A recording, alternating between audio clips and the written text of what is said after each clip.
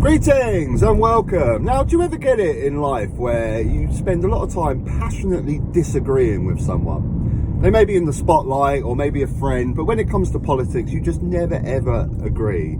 And then all of a sudden something comes along that you're in complete agreement on. And it's weird, it's strange, but it's kind of beautiful at the same time. I've said this before, if you can find common ground with people that you disagree with, it's a beautiful thing.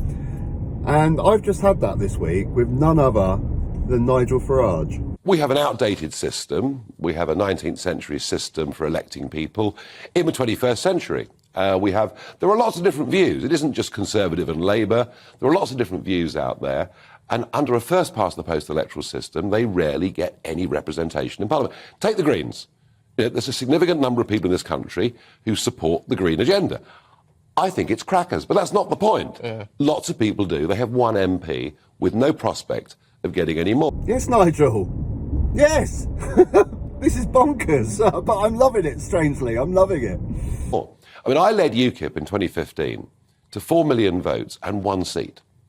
Now, never before in the history of the system has anybody got that number of votes and that few seats. That can't be right. And what it does, it says to you, I'm living in a safe Tory seat. I'm living in a safe Labour seat. What is the point on a rainy Thursday of going down to the polling station? But what's the alternative? Proportional representation, which doesn't that ultimately mean then you are never going to get a solid government? Are you going to have instability? Depends how you do it. Depends what form of PR you go for. But, you know, the argument against coalitions, look, this country had a coalition from 2010 to 2015. Actually, tell you what, it's a lot more stable than a majority Conservative government's been. And Germany, since 1945, has had perpetual coalitions and yet been a very, very successful country. So I don't buy this argument that coalition government is necessarily bad. I'm just having some cashews and cranberries. Bloody hell, how middle class am I? Cashews and cranberries middle class? I don't know. Well, I'm just enjoying listening to this. It's just my popcorn. I'm just enjoying listening. So we have a very odd system, but I tell you what, over the course of the last few years, support for proportional representation is growing very strongly. It's growing within the Labour Party. Lord Mandelson, for example, now says Labour should move to this system. I think the next general election will be the last one ever contested under pure first-past-the-post. I think a degree of proportionality is coming, and I think it's wanted. It's interesting. I mean, should there be at the next election a Lib Lab coalition or some Lib Lab pact, or then that would cement PR, wouldn't it? That would guarantee it. Yeah, I mean, we had a farce back in 2011 when Nick Clegg agreed to a referendum on a system that wasn't proportional but preferential, which you couldn't explain in a sentence. And that, I mean, it was lewd, one of the worst deals in history. So, yes, I think it is... Look, I mean, yeah, the Tories, there's no chance of them getting back with a majority. And I think this option is going to be on the table and we should talk about it. And frankly, while we're talking about it, let's talk about the House of Lords. You know, I mean, the idea that Liz Truss can appoint people to sit in the House of Lords after 44 days as PM. The whole thing's a farce. So I'm actually all for a complete shake-up of the whole system. Yes, Nigel. Yes. Now, obviously, I'm never, ever going to forgive Nigel Farage for what he's done to this country. For completely destroying our economy. Ruining local businesses who export to the EU. Fishermen, farming, I mean, the list goes on forever. I will never ever forgive the man, and I will always despise him for that, what he's done to this country. Taking away our freedom of movement for our children. Never ever forgive the man for that. But this is strange, because this is not just an issue that we agree on. I mean, this is something that me, and I know a lot of you guys share this, is a topic that I'm passionate about. We need a PR voting system in this country. I'm passionate about it. I know you guys are passionate about it.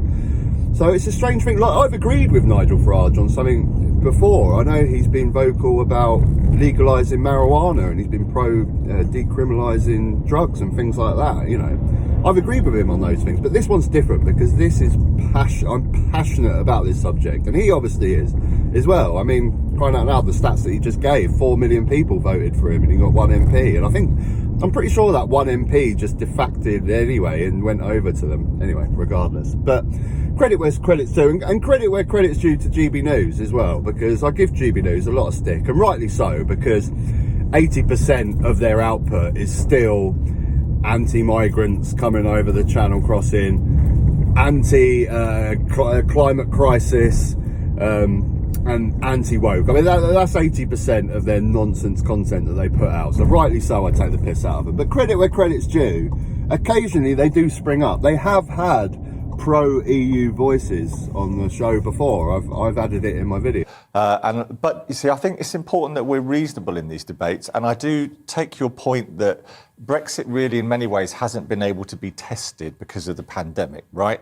But as I look around me in my business life, my family's life, I see not a single benefit to date of us voting to leave the European Union. And if GB News can start pumping out more stuff like this, and if Nigel Farage is going to be more vocal about this stuff on GB News, that's an incredible thing.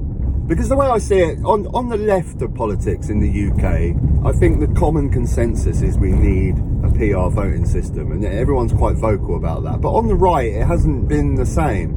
I think you go back to 2019, you know, pro Boris Johnson, pro getting Brexit done, you know, they were kind of united in the system, so they were okay with it. But now, because the Conservatives have just fallen apart, they're politically homeless, and things like PR voting systems seem much more appealing to the right side of politics as well.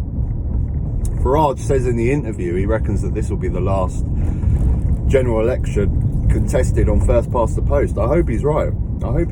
But Farage, I despise you.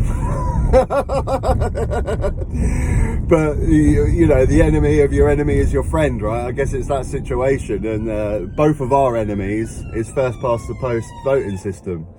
And if you can go on the charge with this, Farage, I'm all with you, mate. I am 100% with you, because he likes to stay relevant, right? He likes that, and I think he was going to go down a road of being this anti-climate change guy that wanted to have a referendum on whether we're going to go carbon neutral by 2030 and the carbon tax and stuff like that. But Farage, forget all that shit.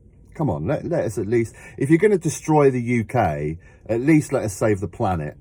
Okay, put that aside and focus on PR. If you can go for a campaign and get a referendum for PR like you did with Brexit, then you're never going to make up for the damage that you've done, but you'll go a little tiny way into making up for it if you can get if you can push for a PR voting system. Because whether you like the guy or not, he's bloody good at what he does, and he got a referendum on Europe. And if he could do the same with PR, all power to you. What do you guys think? Do you find it strange sitting there listening to Nigel Farage talk and agreeing with every single word he says? Because I find it incredibly strange, but I also find it quite beautiful in a way. Give me your thoughts. As always, take care. Till next time.